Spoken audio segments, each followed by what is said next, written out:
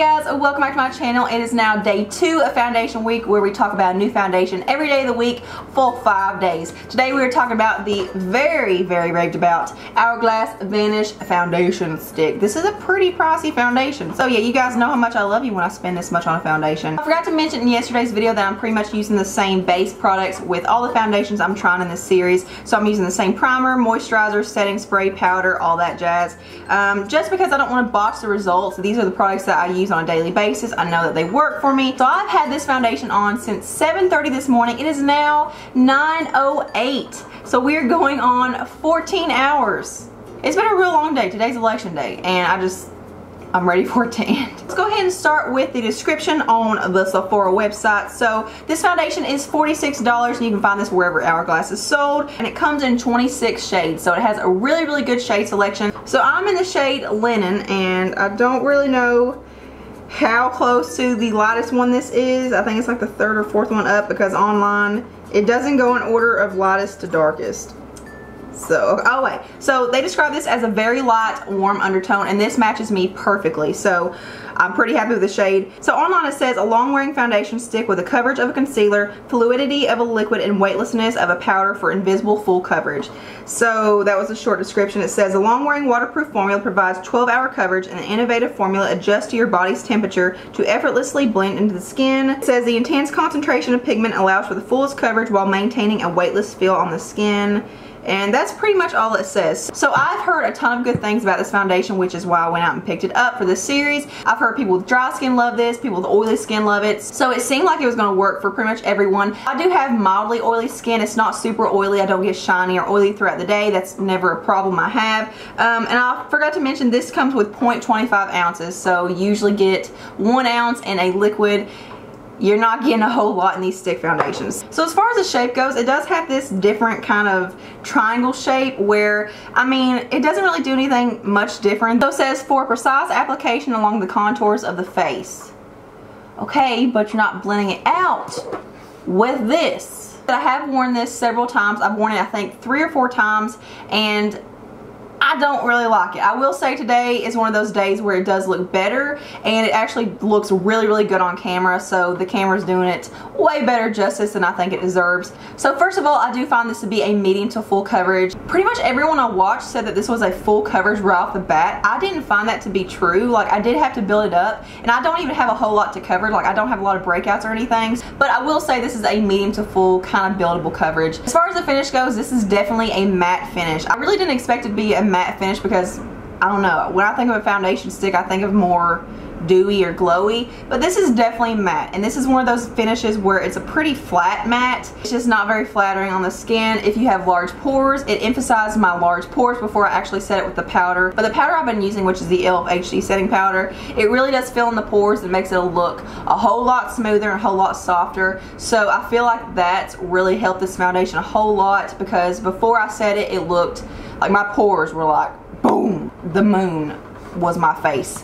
So yeah, it definitely emphasizes pores and texture, and also it just feels very powdery. Like, it almost sets to a powder, and it sets pretty fast, I will say that. It has held up extremely well throughout the day, and like I said, it's been a very long day, going on 14 hours, and it's held up very well. I will say that the intensity of everything on top of the foundation isn't as vibrant. Like, my blush and highlight isn't very vivid anymore.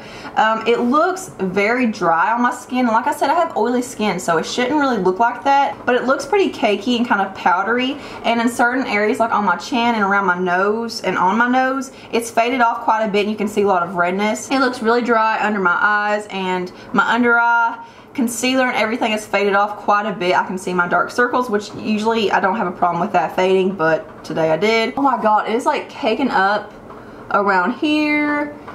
Oh, when I look up close, that's when it's the worst. Yeah, it's caking on my mustache area, on my forehead. It's emphasized the hair on my face. I look like a man. As far as how it feels, it does feel pretty lightweight. It doesn't feel like I'm wearing a lot of makeup, but at the same time it's kind of in the middle. It's not super lightweight, but it doesn't feel like I'm wearing a mask either. Like when I press my fingers against my skin, there is a lot of transfer. So I'm gonna zoom you guys in and show you guys what it looks like up close. Hopefully the camera will pick it up. It definitely picks up the redness around my little Rudolph over here. So here's what the blush and highlight and all that stuff looks like. As you're gonna see, like, you guys know I wear my highlight pretty intense. This definitely a lot of fading with the bronzer, blush, highlight, all that stuff. Not really a lot of fading as far as coverage goes, other than the areas I pointed out already, like my nose and my chin, and my little cakey forehead up here is a little bit faded, and then under my eyes. I don't know what's going on there. So honestly, I don't see how anyone with dry skin could wear this, because if it looks dry on me, it would look so much more dry on someone with dry skin. If you have extremely oily skin, I've seen mixed reviews. I've heard some people say it does hold up pretty well, and some people it looks like it's like an oil slick. So I think it just kind of depends on your skin. Everything works differently for everyone. You may love this foundation, and that's completely fine. Also forgot to mention with the blending process, that's one of my least favorite aspects of this foundation. It's kind of hard to blend out because it's such a dry formula that it just wants to stick wherever you first lay it down. So I did not enjoy blending this out at all. I do feel like it blends out better with a brush. It blends out a little bit faster, but I feel like with a brush, the product just sits on top of the skin really weirdly, and the sponge is obviously going to press it into the skin more, but you're not getting as much coverage. So after I used the brush on this side, I did go back in with my beauty blender and just kind of press it all over my face just to make it more natural looking and like more lightweight. I'm gonna have to say this foundation is not worth it in my opinion. Definitely check out the Ulta foundation and primer stick. That one is so good, and it's only $12. I feel like it seems like I'm just Debbie Downer with all these really hyped up products. I'm really not trying to do that. Like, I'm not trying to be like the negative Nancy of the YouTube community. I really don't like these products, and especially when they're really talked about, it just makes me have really high expectations for them, and then I usually get disappointed. So if you guys have tried this foundation, make sure you let me know what you think about it in the comments below, what kind of skin you have and all that jazz. I wish I liked it. I really do. But then again, I really don't, because then I would be stuck with a $46 foundation. And trust me, mama ain't keeping this bad boy. You going back to Sephora. So I hope you guys enjoyed day 2 of foundation week, and I hope you guys are enjoying this series. Make sure you let me know if there are any foundations you want me to try out, and I will be glad to do it. So thank you guys so much for watching and hanging out with me today. A thumbs up if you like this video, and if you like this series, subscribe, follow me on all my social media. All the links are below, and I will also link day 1 down there, so make sure you go watch that too. And I hope you guys have a beautiful day. Mwah.